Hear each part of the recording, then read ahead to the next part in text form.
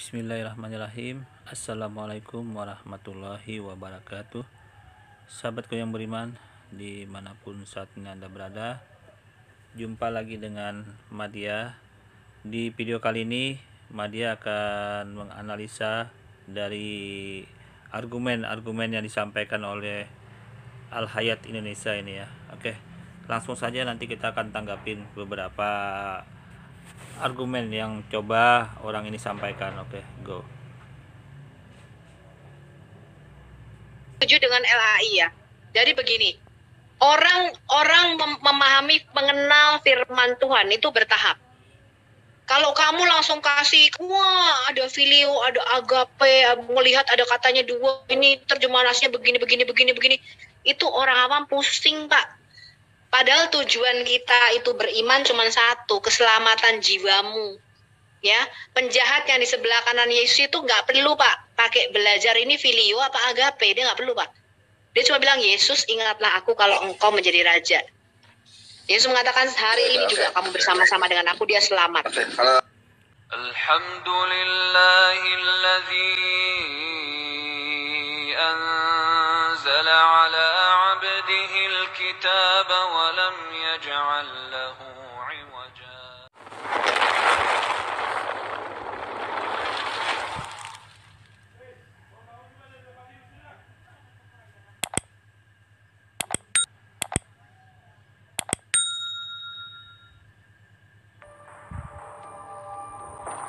Oke. Nah, di sini Ibu Sophie ini mencoba untuk menghindari original teks, dalam berartian kitab suci itu kan ada dalam bahasa masing-masing oleh Sang Pencipta turunkan. Seperti kitab Taurat yang diturunkan kepada Nabi Musa itu dalam bahasa Ibrani. Kemudian diteruskan oleh Isa atau Yesus, itu informasinya ada dalam bahasa Ibrani, Aramaik, juga dalam posisi bahasa Yunani. Nah, harusnya original teks seperti ini pun yang harus dikaji oleh mereka. Karena apa fungsinya?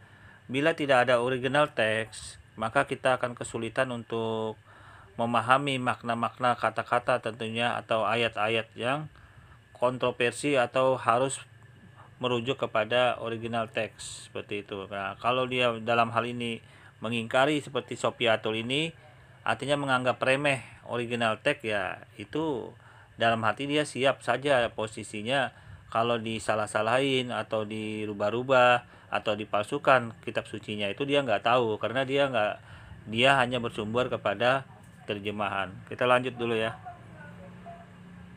Itu Pak, kalau gitu lah. Tujuan iman kita seperti itu Pak. Kalau kita mau mengeksekusi boleh kita belajar, tetapi bukan itu yang menjadi patokan yang utama bagi kekristenan. Kekristenan tujuannya satu Pak. Kata Rasul Petrus, percaya, dibaptis, tujuan imanmu ada keselamatan jiwamu, bukan menghafalkan bahasa Yunani. Ya, jadi Rasul Petrus ketika berkhotbah, pelajarilah bahasa Yunani, bahasa Ibrani, supaya engkau diselamatkan. Enggak. Rasul Petrus berkata apa? Bertobat. Percaya pada Mesias. Ya kan? Dia di sini mencoba untuk mengelak atau menghindari original teks dalam kitab suci. Ya, akibat yang akan timbul bila diikutin pemikiran Sopiatul seperti ini terhadap kitab suci, maka dengan sangat berat hati nanti di suatu ketika terjemahan itu dirubah-rubah, dipalsukan, nggak tahu lagi bahasa aslinya itu, maka orang dengan mudah nanti merubah-rubah, memalsukan kitab suci. Karena aslinya tidak dipelajari lagi. Banyak orang nggak ngerti artinya original teks itu gitu loh. Ini yang membahayakan apabila tidak merujuk kepada bahasa aslinya. Berbeda dengan kitab suci Al-Quran. Kitab suci Al-Quran itu kemanapun terjemahannya itu datang, selalu selalu dilampirkan bahasa aslinya. Jadi mudah sekali untuk mengetahui pemalsuan. Nah, ini salah satu keistimewaan dalam ajaran Islam. Kita lanjut dulu ya. Dia mati bagi dosa-dosamu. Dia dikuburkan, dia bangkit pada hari ketiga. Dan sekarang kamu dibaptis. Mengaku dengan mulutmu, kamu diselamatkan. Itu inti, Pak. Itulah orang awam perlu tahu itu, Pak. Mereka nggak perlu cari gue bahasa Yunani, Allah ya ampun. Kamu tanya mbok-mbok tuh loh di pasar. Apa kon belajar bahasa Ibrani Yunani? Yang penting aku kayak mati sesuk iki lho. Meh mlebu surga carane piye? Nduk, carane piye aku meh mlebu surga iki aja mbok ajari bahasa Yunani. Pusing aku. Yang penting carane piye? Percaya karo Gusti Yesus. Percaya dia mati untuk dosamu. Kowe dosa ora, mbok? Dosa. Kowe percaya Gusti Yesus mati, percaya. Ngaku no, dia bangkit saene ndek surga.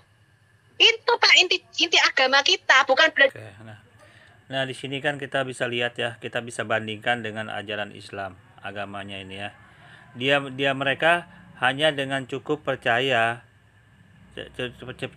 kepada Tuhannya, percaya adanya penebusan dosa yang dalam posisi yang disampaikan tadi, percaya kepada Tuhan yang menebus dosa. Ini kan kalau dalam Islam tidak seperti ini, karena kalau dalam Islam memandang seperti ini adalah posisinya kelemahan Tuhan, karena Tuhan itu ngapain dia susah-susah datang ke bumi, ngapain dia dalam posisi mengorbankan jiwanya, mencontohkan orang bunuh diri, mencontohkan dibunuh, mencontohkan suatu perbuatan dengan dikorbankan bunuh diri seperti itu dengan darah.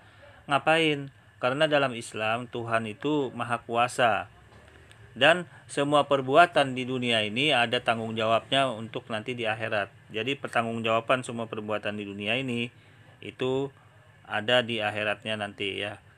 Kita lanjut dulu ya, sebelum kita bahas nanti tanggung jawabnya, kita lanjut. Belajar Yunani itu pembelajaran lebih lanjut, itu taraf akademis, taraf akademika. Untuk awam nggak perlu kayak gitu-gitu. Yang penting aku mati gitu, aja mlebu neraka, gosong aku nek mlebu neraka. Ya, jadi tujuan kita beragama bukanlah belajar bahasa Ibrani, Yunani, Aramaik, ya, memprotes ini, memprotes itu, gak penting kuwi. Yang penting tujuan aku beragama, beriman, ya, kuwi adalah bagaimana keselamatan jiwaku. Kalau mau belajar Ibrani itu. Oke. Nah, ini kan aneh ya. Ini orang seperti ini meremehkan atau mengesampingkan original teks. Dengan posisinya seperti ini, maka nanti orang akan langka untuk memahami bahasa original teks itu. Akibatnya apa? Suatu ketika orang-orang yang ahlinya itu sudah nggak ada lagi, dan orang itu kemudian nggak mau belajar lagi bahasa original teksnya, maka dipastikan nanti bila dipalsukan atau disalah-salahin kitab sucinya, nggak tahu lagi dia yang benar mana. Karena orang yang ahlinya sudah nggak ada lagi. Dan bila mengikuti seperti yang disampaikan, nggak perlu bahasa original teks, nanti orang nggak mau belajar lagi. Ujung-ujungnya kan cuman bahasa terjemahan doang. Nah, ini akibatnya buruk, sehingga dalam posisi ini tidak mengetahui mana yang disesat-sesatkan, mana kitab suci yang benar, mana yang salah, seperti itu ya. Nah, dalam Islam semua perbuatan di dunia ini ada tanggung jawab, tidak seperti ajaran mereka ini. Artinya dalam posisi ajaran mereka ini nggak mengenal kebaikan, keburukan. Artinya yang penting mau percaya dan terima saja ajaran, mereka bakal selamat. Tidak mengenal perbuatan baik dan perbuatan buruk. Justru di dalam Islam itu tanggung jawabnya sudah cukup diinformasikan di dalam hadis-hadis Nabi ya, seperti yang kita pahami bersama bahwa semua perbuatan di dunia ini ada tanggung jawabnya untuk di akhirat nanti ya.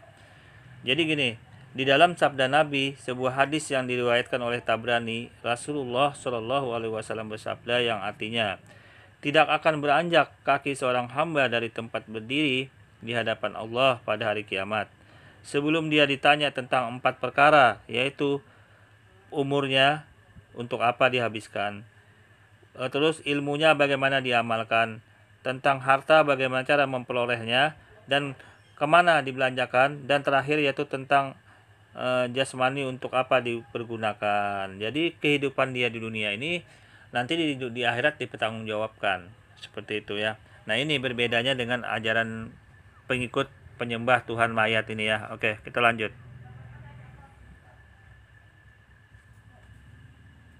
Nanti di channelnya Burita Wahyu, beli bukunya Burita Wahyu, pesat.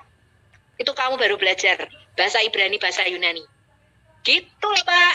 Jadi untuk orang awam tahap pembelajarannya cukup sampai di situ. Ketika kamu baca Yohanes 1, Yohanes 14 ayat 6, akulah jalan kebenaran dan hidup. Kamu percaya Yesus satu-satunya jalan? Iya. Kamu percaya dia kebenaran? Iya. Kamu percaya dia hidup? Cukup, Pak. Yesus ketika ketemu, dia hanya mengatakan, aku Alfa Omega, aku Tuhan yang menciptakan engkau. Ya, akulah jalan kebenaran. Dia nggak boleh, belajarlah bahasa Ibrani, nak, ben kowe selamat, nah, kowe meluno Yisak ngono lho. Meluno nang Yesifane Yisak ngono lho, kowe belajar mbek Yisak, ben terjemahanmu ki bener, ora keliru. Pak, saya kasih tahu Bapak ya, Bapak lihat video kesaksiannya Pak Tony Bastaman, seorang Muslim itu terkenal, dan dia karena dia dianiaya sekarang dia di Amerika. Pak Tony Bastaman, satu pelayaran dengan Ibu Fatimah Sakdia. Dia waktu dari Muslim Pak mengalami mujizat Tuhan, belum tahu apa-apa Pak. Bapak tahu enggak ketika Oke. Kita tanggapin dulu ya secara general ya. Di dalam ajaran Islam, semua perbuatan manusia di dunia ini dipertanggungjawabkan. Bila kita bandingkan dengan ajaran mereka ini, mereka tidak mengenal pertanggungjawaban kehidupan di dunia ini. Jadi begini contohnya, asal mereka percaya kepada ajaran yang dikatakan si Sophie tadi, terus menerima ajaran itu, maka dia diselamatkan. Berarti dalam hal ini, orang baik dan orang buruk itu tidak ada pengaruh di dunia.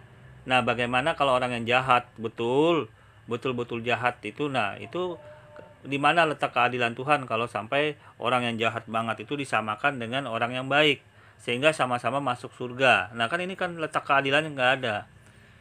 Katanya orang jahat baik diselamatkan, orang baik asal menerima Tuhan itu. Jadi dalam hal ini tidak ada posisi keadilan Tuhan. Artinya orang baik disamakan dengan orang yang jahat. Padahal perbuatan dia di dunia jahat, berarti menguntungkan orang jahat dong.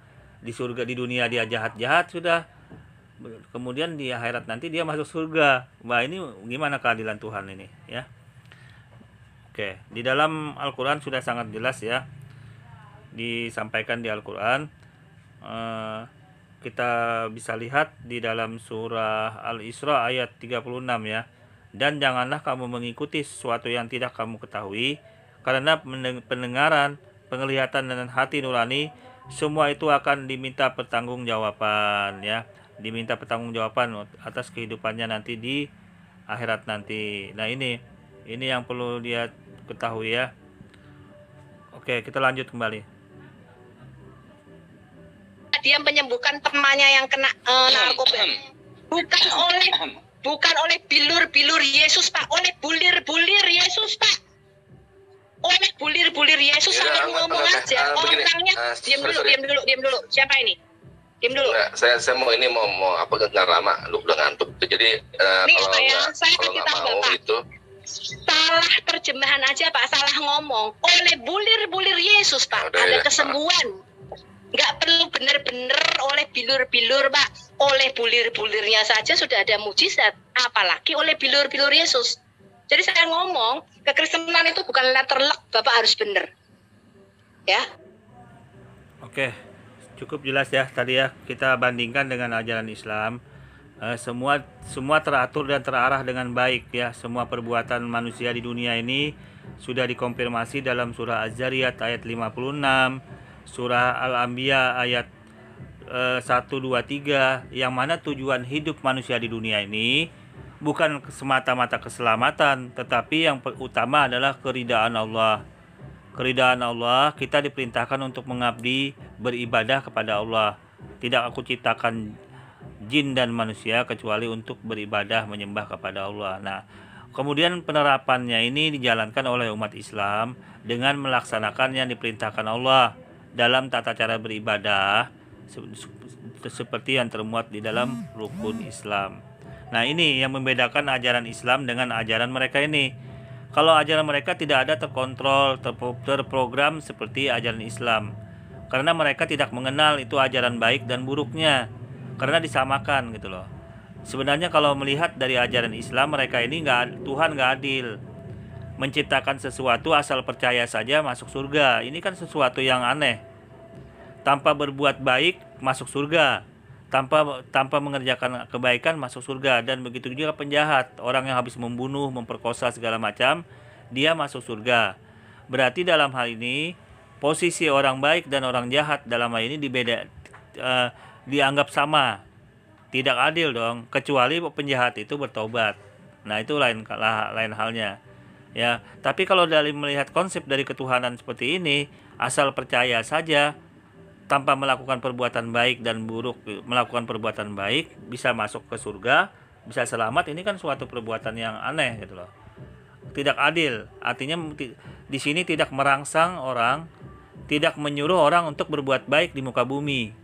Karena tidak ada terangsang orang untuk melakukan perbuatan baik, tidak terpengaruh orang, tidak ada indikasi atau tidak ada titik temu korelasinya untuk keselamatan orang berbuat baik itu. Nah, ini yang membedakan. Oke? Berhubung ini ada bising sedikit suasana dari luar, Madia cukupkan sampai di sini saja untuk mereview dari akun Al Hayat Indonesia ini. Demikian kurang lebihnya Madia mohon maaf. Wassalamualaikum warahmatullahi wabarakatuh.